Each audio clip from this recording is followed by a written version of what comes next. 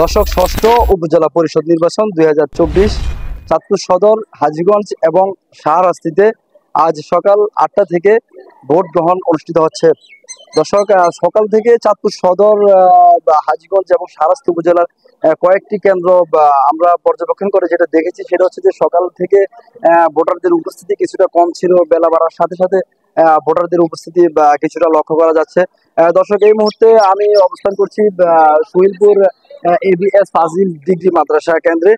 এখানকার যে সার্বিক পরিস্থিতি এবং এখানে যে ভোটাররা রয়েছেন তাদের সাথে এখন আমরা কথা বলে জানার এবং জানাবার চেষ্টা করবো আপনাদেরকে যে এই প্রথম চাঁদপুরে EVM এর মাধ্যমে ভোট অনুষ্ঠিত হচ্ছে। তারা EVM এর মাধ্যমে এই প্রথম ভোট প্রয়োগ করে তারা কেমন অনুভব করছেন এবং কোনো ত্রুটির সম্মুখীন হচ্ছেন কিনা এ বিষয়ে আমরা ভোটারদের সাথে কথা বলবো।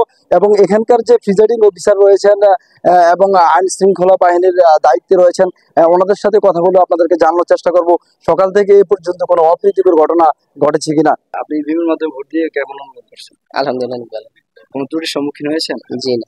হ্যাঁ, জি না। আপনি মানে আপনি কি নিজেই দিয়েছেন না ওনারা দেখিয়ে দিয়েছেন? না, আমি নিজে দিয়েছি। EVM এর মাধ্যমে ভোট দিতে গিয়ে কোনো ত্রুটি? না না, ত্রুটি হয়নি। সুস্থ। কি আপনি করছেন না ওনারা করছেন? আমরা তো চিনি। আপনি করছেন?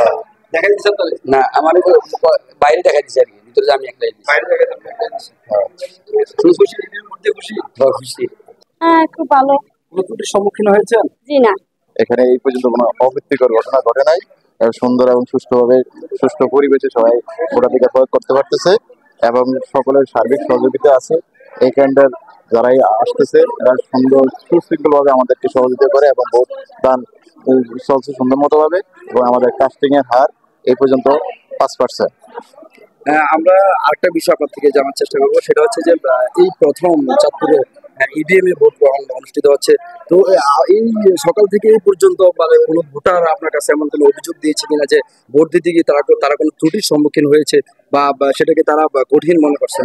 না, এই পর্যন্ত কোনো ভোটার আমার কাছে কোনো অভিযোগ দায়ের করে নাই এবং আমি চেষ্টা করছি আমার সহকারী প্রিসাইডিংরা যথেষ্ট ওই যে ট্রেনিং করার কারণে ওনারা খুব যথেষ্ট তীক্ষ্ণতার সহিত দায়িত্ব পালন করতেছে। যদি কোনো সমস্যা হয়ে থাকে ওনারা এখানে সলভ করার ক্ষমতা রাখে এবং সলভ করে দিচ্ছে। দর্শক, এখানে আইন শৃঙ্খলা বাহিনীও আমরা দেখতে পাচ্ছি, ওনার সাথেও আমরা কথা বলবো। ওনার সাথে কথা বলে আমরা জানার চেষ্টা করবো সকাল থেকে এখানে আইনের কোনো বিঘ্ন ঘটেছে কিনা বা কোনো অপ্রীতিকর ঘটনা ঘটেছে কিনা। সুস্থ এবং সুন্দরভাবে ভোট গ্রহণ চলছে। কোনো অপ্রীতিকর ঘটনা এখনো পর্যন্ত আমাদের নলেজে আসে নাই বা আমাদের পরিলক্ষিত হয় নাই। আপনারা দেখছেন দৈনিক কর্ণকণ্ঠ, সবার কথা বলে।